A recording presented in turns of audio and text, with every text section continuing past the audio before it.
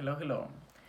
I have three reading alone projects, and these three reading alone projects are all subject to change, among other things, because of this beautiful reading list pile for summer that I have. I don't know which ones of these books will I be reading when, and how much of my time will they take, and how will I relate to them, and how many other books they will make me end up reading. Not to mention that summers are summers are fragile. My plans are always fragile in summer. There are things that I'm doing. Even now, this is not yet summer, and I'm like all of this. Like I don't know. Like I've made the last 5 videos in this channel that have all happened on the same day. Actually, I'm just changed T-shirt because probably when you're watching this, I'm just surfing in Cornwall or doing something else. So yeah, I'm not very reliable or anything like that. But if I start a reading alone, I will finish it. You can't believe, and you don't have to believe. You will see it. You will probably have seen it by now. Start with Master and Man by Tolstoy, which will be finished. That's just an example of because that if I start something, I do it. No worries. But will I start it? I don't know. So this video might become irrelevant in the future, or it might become a premonition, a realization of a bigger project. There are 3 books I want to read this summer that I want to do a read along about. 3 very different books for 3 very different reasons. One of them doesn't depend on me so much as in Randy Ray. I haven't yet spoken to him about this or anything, but this is like an open proposition. I think he has his emails on the video, so I might send him an email after making this video and ask him, because I'd like to do that read along with him since he said that he wanted to read the book. But that's after. Let's go chronologically. So, what 3 read alongs do I want to do this summer? I do want to do this because I'm going to be reading the Foundation trilogy, which I have to read. Do I want to read it? Yes. Do I have to read it? Yes. I mean, like, if I want to have any sci-fi culture, I have to read Isaac Asimov, and of course his most important work, the trilogy, the Foundation trilogy, which I have heard so much about. So I'm gonna be reading this very soon. I'm starting this in late June, and I'm gonna be reading it with some friends, which are the same friends with whom I was reading Anna Karenina. But with Anna Karenina, I finished the book and they were still halfway. Some of them haven't even finished Anna Karenina since then. So, because I don't want to do that again, I'm going to be reading this very slowly so that we are all on the same page all the time. And that means that I will have a lot of time to think about what I'm reading, which means that I could use that time to think about, rather than introspectively, interpersonally through these videos. So yeah, I mean, like, I'm very sure I will make a read along about this, because why not? If I have to read it slowly and I'm gonna be thinking about it all the time and I'm gonna be talking about it all the time, I might as well talk about it to my booktube friends. Yeah, so that's number 1. Now number 2, this is, I don't know. This is I'll make another video particularly about this in the future, and I will sort of like make an open question, and if like more than 3 people want me to do it, I will do it, because I'm gonna be reading this. This is a hard book. This is a hard book, and it's a very this is a book I believe in. This is a book that came out, I think, last year. Pretty much no one yet knows about it, but I think that in the world of philosophy, this might end up being a very important book.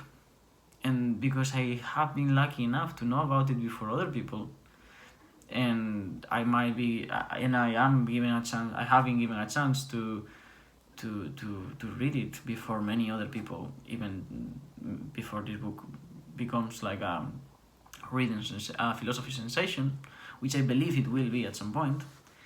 I might as well take that opportunity and read it. Not only read it, I'm even thinking of doing my dissertation on something on this book. And this book is called Metamodernism. by Jason Storm. Metamodernism is the new thesis of the paradigm in which we are living right now. We had modernity, we had postmodernism, and since then we've had a media, like many proposals of postmodernism, post-continental realism. We've had many proposals, but also metamodernism by the hands of some guys from the Netherlands. But I think this book is I'm not gonna say the only book that really gets at where we are now, but I think this is the one, and it's not out there. It's not like everyone knows about it. This is just being given to a handful of people. It hasn't been like there were many copies of it, but I think that in a few years everyone will be talking about this book, and because I think that, and because I like Kananda, I like him as a writer. I like Jason Storm. That's a cool name as well. I'm gonna go through this book. I'm gonna not only go through this book, but I'm gonna try to understand this book. I'm gonna deeply read it. This is one of the hard ones for me. I have read harder books, but I also have not being able to understand harder books. So yeah, you don't have to be into philosophy to want to follow this read along, because I will break it down, and because even it's definitely gonna be a bit of like it's definitely gonna have that sterile writing style that you find in philosophy to a degree. However, I find Jason Storm much more engaging and playful than most philosophy writers, because the guy had a life. The guy is something more than just a philosopher on a dark room that's never seen anything other than a book from some dead man who hated women. So for that and many other reasons, I think this is a cool book to do a read along, because it will not be talking down to you. It will be talking about things that you haven't thought about, and it will be showing you the most nuanced face of philosophy and the most actualized face of philosophy, rather than some Cartesian meditation and about really nothing.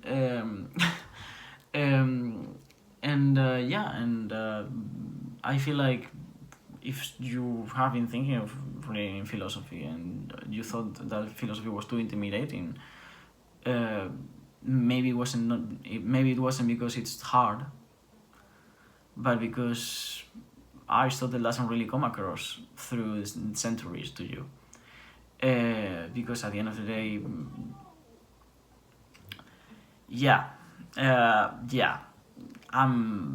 I don't know. I don't wanna talk too much about this topic. I love philosophy, okay, but I also see why someone wouldn't. But I think this book can be an interesting read. Can be a very interesting read, and no one. If you read this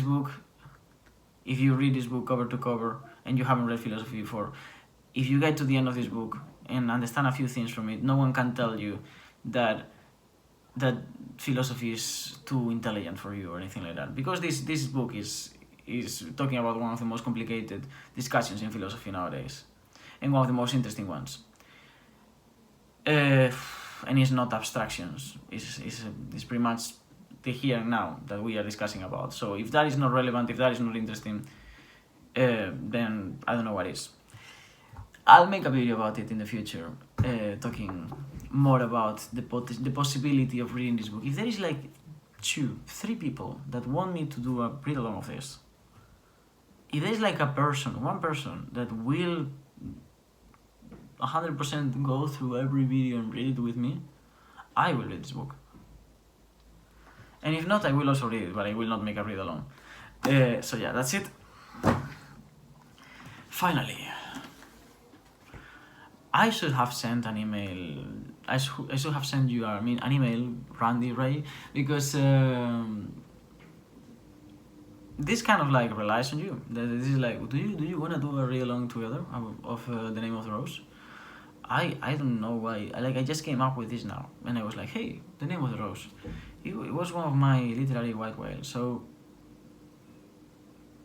why not read it? And I was like, yeah, but I have so many other books to read. And then I thought, you know what? The balance is kind of like 50-50, but if someone wanted to do a read-along together, a collective read-along of The Name of the Rose, that would definitely incline the balance. Like, that would definitely that would definitely make me want to read The Name of the Rose more than anything else. So that is a proposition.